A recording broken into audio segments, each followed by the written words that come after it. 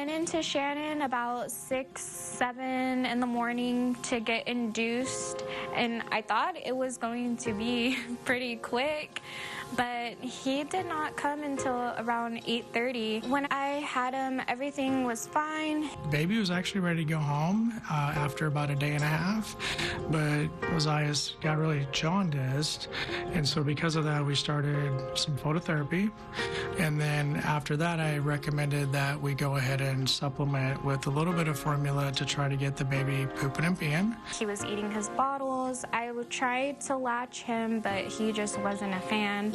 I had asked one of the night nurses, why can't I do this? She was like, no, it's not that you're doing it wrong. It just looks like something wants to come up. So she gagged him, and he, of course, started throwing up. But then she was like, that's a lot, because it was like splattering everywhere. Through that night, I started to have bile and started to spit up bile, which is never a good sign for a baby. They took Ozias to the treatment room where they began to evaluate him. They did put him on the radiant warmer to keep him warm, and that radiant warmer was purchased through funding from CMN for Shannon. And they also, since he was still projectile vomiting this pea green thick fluid, they called the NICU nurses, and one of them came up to evaluate him, and it was decided that they would transfer him down to the NICU where we have all of our equipment, which has been funded by CMN. Because he had spit up so bad and was having all the bile, we did an x-ray, and it showed a lot of air in his tummy, but no air going through to the rest of his intestines, which was concerning that he might have an obstruction. And then we ordered an upper GI, which showed a malrotation of his intestine and something called the midgut volvulus, which is very dangerous and has to be surgically corrected pretty much immediately.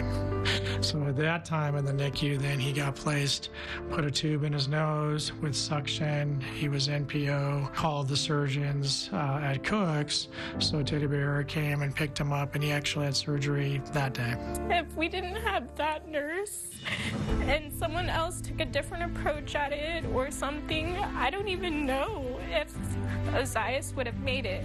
We were able to save all of his GI tract, which is really, I think, a miracle, because he could have easily lost part of his bowel and not had that, and maybe had a colostomy bag. So I feel like it was a miracle that he was here, and we were able to really diagnose it very quickly.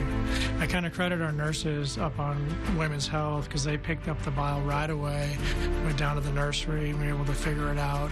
Having the ability to have Teddy Bear Air come and help us, having the ability to have all the, the NICU and the appropriate equipment and radiology is key for us, and obviously that's supplied by Children's Medical Network. So.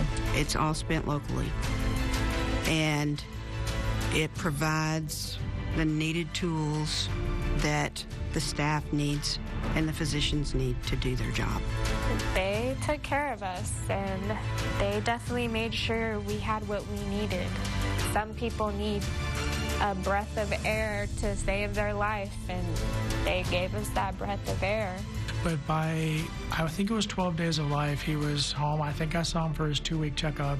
And ever since then, he eats all the time and has no problems, and he's thrived and done fantastic. Please support the Children's Miracle Network, and we can support a miracle like Ozias.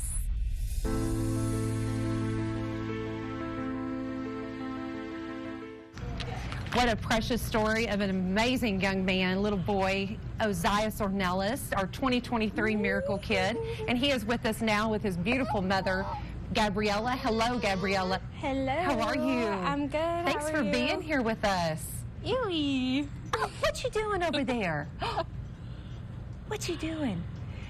Gabriella, I cannot believe how much he's grown, even just from February at Radiothon, how much he has grown and changed.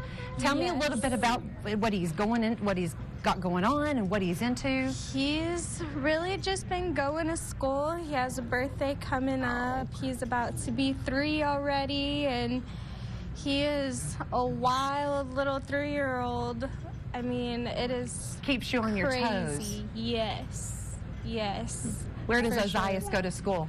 He actually goes to a daycare right now. He goes to Little Coconuts Learning Nice. Center. He loves it there. We love all of his teachers, and he actually just went to a birthday party of his classmates today, and they had so much fun.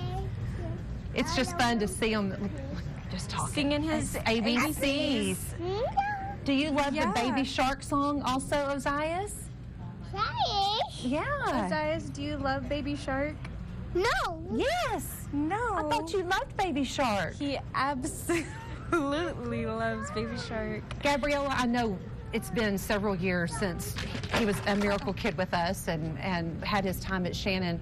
But going back and thinking about that time, I mean, how much does it mean that Children's Miracle Network was there for you and your family during his time through his malrotation? Just a ton, because I mean, looking at him now, you would never even guess. I mean, the way he plays, the way he gets around, his like vocabulary, all of it, you would never guess that something traumatic has happened to this kid. And it's just crazy. It's a blessing, It's an a absolute blessing. Yes. We hope that you'll continue to come back every year, and you do continue to come back, Radiothon and Telethon, and we hope that you'll continue to join us every time and Yes. continue to support Children's Miracle Network. We absolutely forever will. I love to share his story and even just show his growth. Absolutely. Because it's crazy to me, so I can only imagine. It's fun to see. Yeah. We love you guys being here. Thank you so much.